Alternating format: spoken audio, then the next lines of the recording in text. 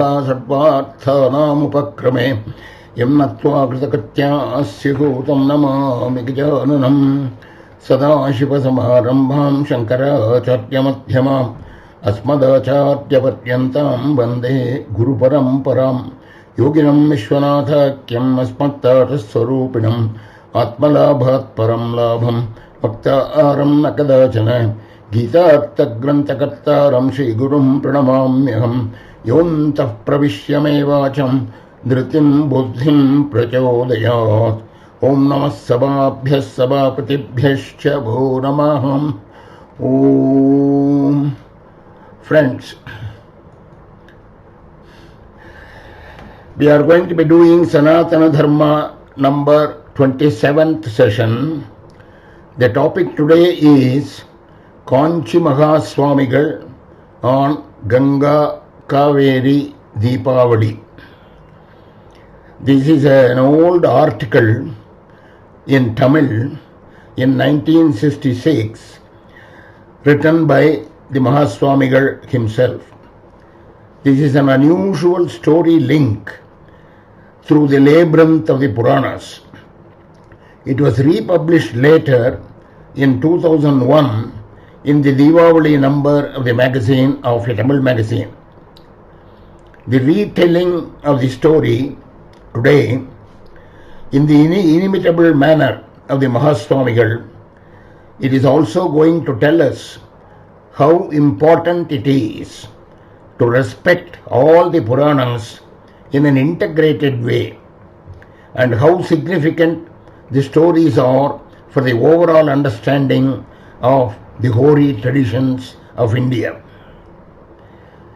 Remember, one of the chief tenets of Advaita philosophy is that the absolute Parabrahman can appear and does appear to manifest itself in any form whatsoever, and so the various gods and goddesses of Hindu mythology are nothing but different saguna forms. Saguna means with attributes. Saguna presentations of the same absolute reality. This needs repeated emphasis, because in the Hindu religion there is so much of glamour and paraphernalia in the religious observances and the rituals. So it confuses not only the practitioners but those who observe the practice. There is always a slip up in the understanding of this philosophy behind all these gods and goddesses. It is in the context of this background, and because it is contextual, relevant to the Deepavali festival which we recently enjoyed, I am presenting this account of the mythological and significance and symbolism of the Deepavali festival as told by the Kanchi Mahaswamigal. All the matter that I am presenting today goes back to the Mahaswamigal's article which I referred to. The Acharya starts with a conundrum. He says, he is referring to the South Indian habit of celebrating Deepavali. You have been traditionally told how the morning bath in hot water after an oil massage on Deepavali day is equivalent to a dip in the Ganga. You also know that Krishna is connected with the Parashakti called Kamakhya in the modern state of Assam.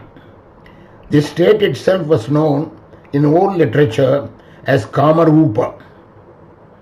When Lord Vishnu, remember I am simply repeating what the Mahaswamigal told us as a kind of a total link-up of the various stories in the Puranas.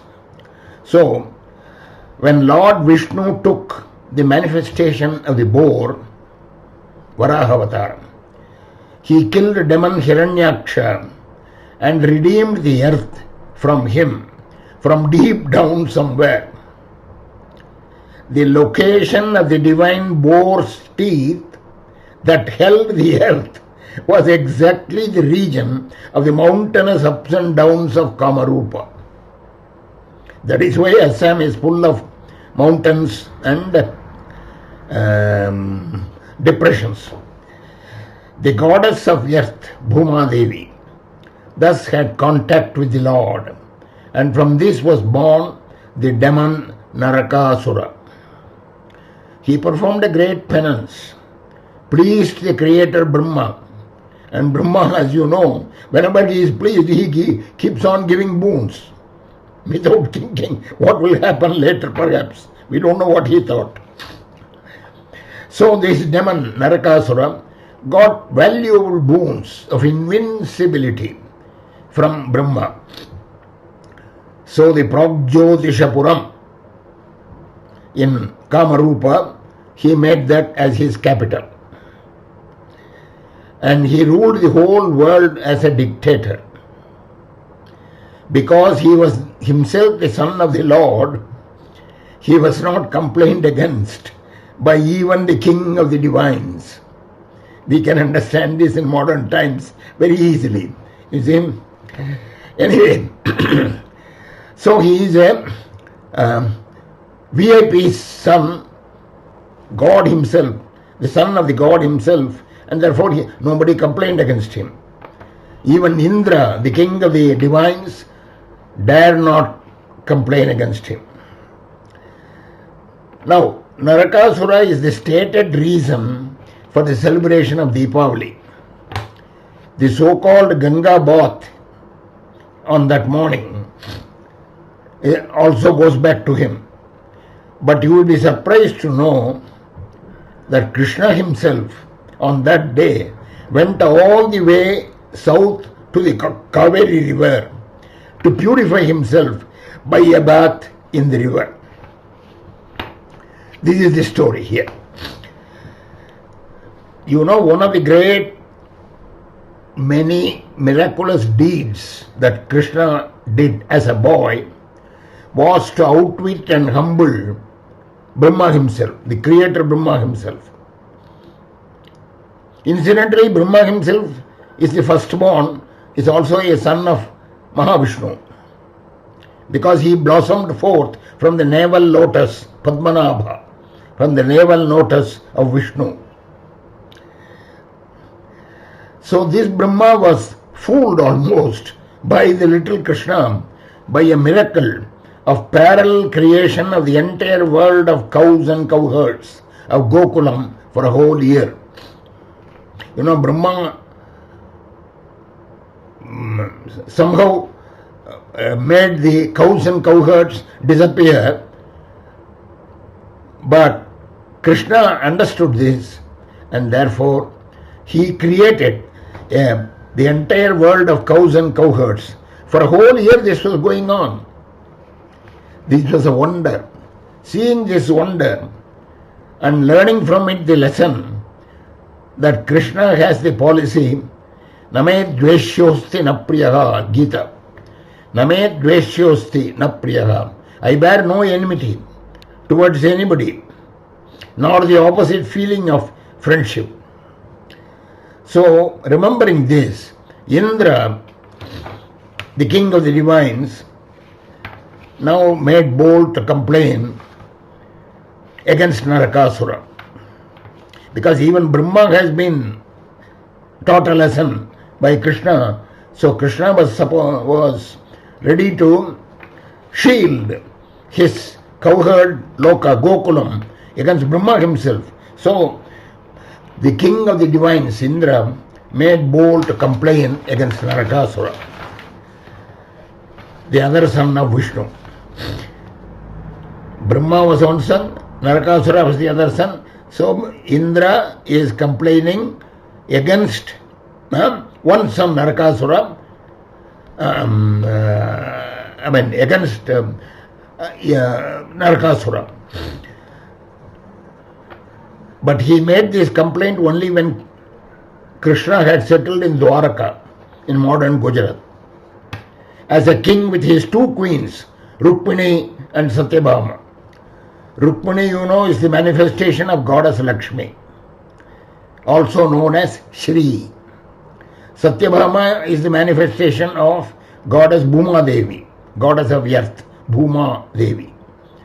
So Krishna then went on a war to conquer Narakasura. But this time he took his second queen Satyabhama along with him. Also Garuda, his Vahana, the divine bird seat of himself. Queen Rukmini was a quiet and peaceful lady.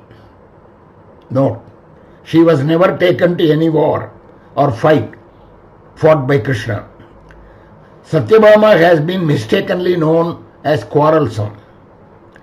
Krishna took her to this war for showing to the world that she had such good qualities of objective of world peace.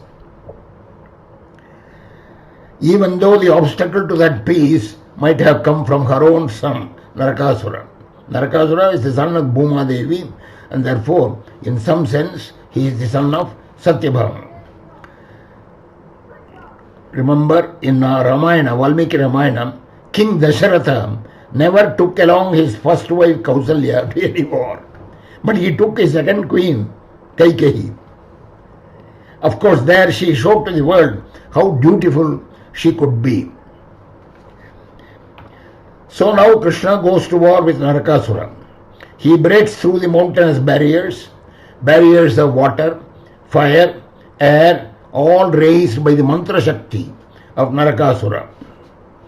Krishna, Satyabhama and Garuda reach the armies of Narakasura, routed them all, and finally killed Narakasura himself. The latter part of the night on which this happened, Narakasura was killed, was the 14th day of the dark fortnight, Krishna Paksha, when the sun was in the constellation Libra. Right? Tula Rashi. So that is the night prior to the day when we, at least in the southern part of India, celebrate Deepavali, Naraka Chaturdashi. It came to be known as Naraka Chaturdashi later. I will tell you why. It was Bhuma Devi who made the request that this day should be a festival day for the entire world and shall indicate the passage from darkness to light. Tamasoma Jyotirgamaya, from darkness to light. She said, let my son, this fellow, let my son be an eye-opener for this entire world. Let everybody have an oil bath in hot water at this time of early morning, and let them all who do so be benefited by all the merits of Ganga Snan, a bath in the Ganga. This was the prayer of Bhuma Devi, sanctioned by the law. But let me digress for a minute. Remember Advaita. The manifestation on planet Earth by the Lord coexisted with the original divine form from which it manifested. I hope you understand this. Vishnu comes down as Rama, Vishnu comes down as Krishna, but Vishnu exists there. This is a coexistence. So, are there two things? This is of course a condescension from the Advaita pedestal of non-duality. But the condescension is of course Maya, as everything else is when you begin to talk precisely in Advaita. So it is, for example, Shankara goes to Kailas and gets lingas from the divine Lord Shiva. Shankara is Shiva's manifestation. Shankara goes to the Kailas and gets lingas, which he establishes in various places in Bharat. Krishna goes to the Vishnu's world and brings back to this world his 6 elder brothers, because his father asked him, Vasudeva. These 6 elder brothers were all killed by Kamsa as soon as they were born. You know that story. So Vasudeva wants to have a look at them. And Krishna goes to Vishnu's world and brings them, Vaikuntha, and brings them back. Now, Krishna and Vishnu, think of this. You see, the original divine form also exists. The manifestation on the planet Earth also exists. There is a coexistence, a Mayic coexistence. Similarly, Bhuma Devi comes down to request Lord Krishna. It was Satyabhama who is accompanying Lord Krishna, and together they have killed Narakasura. Now Bhuma Devi.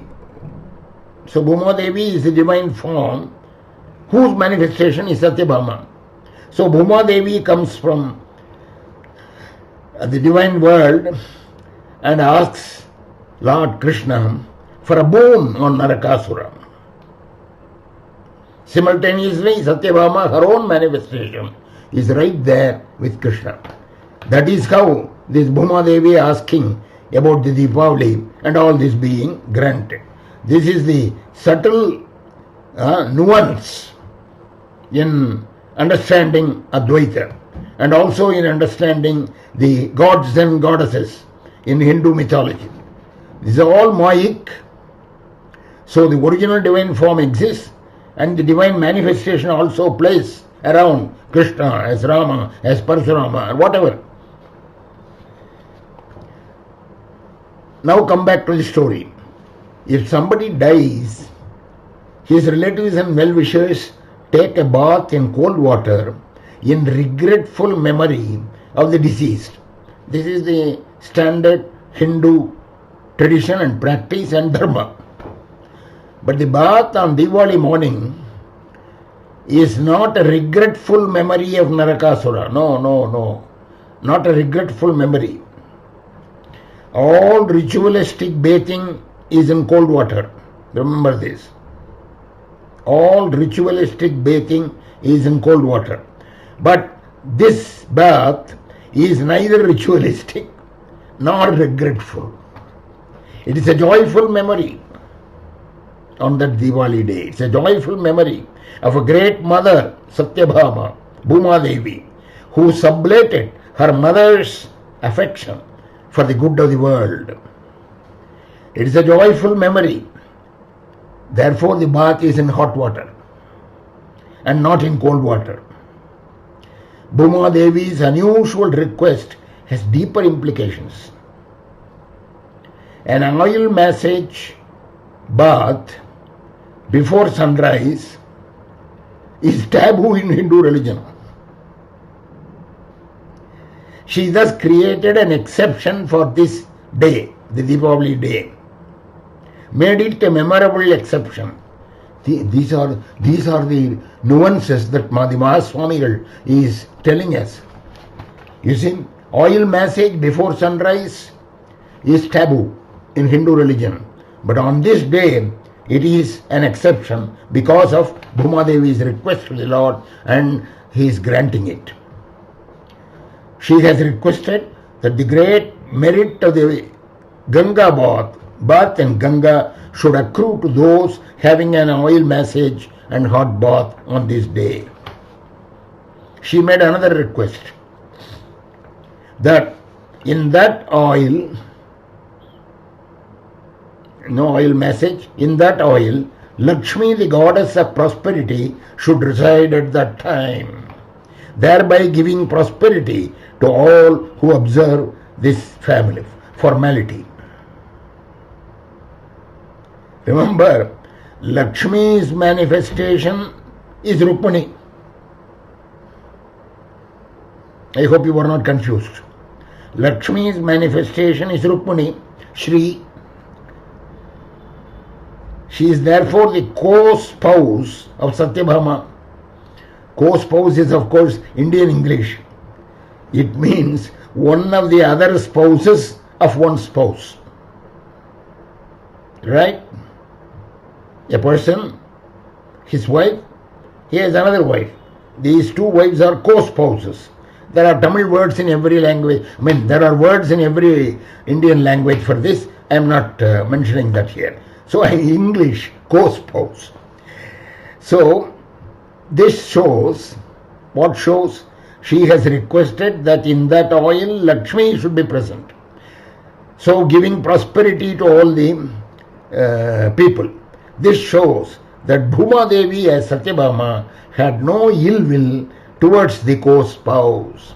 Usually co-spouses are not favorably inclined to each other. The North Indian tradition of importance to Lakshmi on this day of Deepavali is significant in this connection. Note it. Another request of Bhuma Devi, third request, also granted by the Lord, was to name this festival as Naraka Chaturdashi, both after the name of her son Naraka and after the 14th day of the lunar month when it happened. But this name Naraka Chaturdashi, of course, is found only in the Panchang, almanacs. Ordinary people don't understand it. Now before we go further, a word about the significance of Ganga. When Vishnu manifested as dwarf Vamanavatar, his divine feet was washed by the creator Brahma. The water that dripped from this washing is the Ganga of space, Akasha Ganga. This was what was brought down to the earth by the gigantic penance and efforts of King Bhagirath. So when Ganga poured down on earth with great ferocity, it was Lord Shiva who received it in the curls of his hair. Thus Ganga has its purifications traced back to both Vishnu and Shiva. From Vishnu's feet it has come, from Shiva's head it has come. Ganga in that sense is considered to be a consort of Shiva. Bhuma Devi, in enunciating this great boon for the welfare of the world and the celebration of her own son's death, thus demonstrated that she had no ill will towards either Lakshmi, the other wife of Krishna or Vishnu, nor towards Ganga, the consort of Shiva. To seek the benefit of the world, whole world, through the merits of Ganga bath accruing to them all, she has shown her magnanimity and concern for the welfare of the whole world. Well, she is the world, Bhuma. She is the world after all. So now, thus, Deepavali is a great joyous festival. It is born out of a sad circumstance of the killing of the son, whose mother herself was an accomplice to the killing. Gita, on the other hand, is also a great enjoyable scripture born out of a similar circumstance, a circumstance of the terror of the killing of millions of human beings, where brothers killed brothers, disciples killed guru, relatives killed elders, and so forth. So now, compare Gita and Deepavali. They are twin sisters. Gita is the queen of all scriptures. Deepavali is the queen of all festivals. And Ganga, of course, is the queen of all holy waters. These three are connected this way. In fact, a verse in Bhaja Govindam says, Bhagavad Gita kinchidadita Ganga jala lavakanika pita sakridapiyena murari samarcha kriyate tasya yamena nacharcha. He who studies even a little of Gita drinks a drop of Ganges. Bhagavad Gita kinchidadita does study of a little of Gita. Ganga jala lava kanika pita drinks a drop of Ganges water. Sakridapiyena Murari Samarcha does once, at least once, an offering to Vishnu, he need not come under the jurisdiction of the Yama, the god of death. Kriyate tasya yamena na charcha. He never comes under the jurisdiction of Yama, the god of death. 4 items are mentioned here: Gita, Ganga, Vishnu and Yama. All have a connection with Deepavali. Probably Shankara had Deepavali in his mind when he composed this sloka. Now comes the Kaveri, the most holy river of South India. Emperor Rama killed Ravana. Ravana was a Brahmin. So Rama accrued for himself the demerit, papa, of Brahmahatti. To purify himself from this Brahmahatti, he established the Shivalinga in Rameshwaram and offered puja to Lord Shiva. Krishna also killed Narakasura, and Krishna thereby accrued for himself the papa, the demerit of Virahatti. There is a Brahmahatti, there is a Virahatti and so on. Virahatti, warrior, killing a great warrior. The sin accruing from the killing of a great warrior. So Krishna goes to Shiva and asks for a method of purification. And the Lord says, go immediately to the Kaveri in the south and have your bath there immediately. You will be purified. So what happens? Not only Krishna, but a whole host of divines with him, namely Sri Devi, Lakshmi, Bhudevi, goddess of earth, and all the other divines went to the Kaveri. Along with them, Shiva also went there.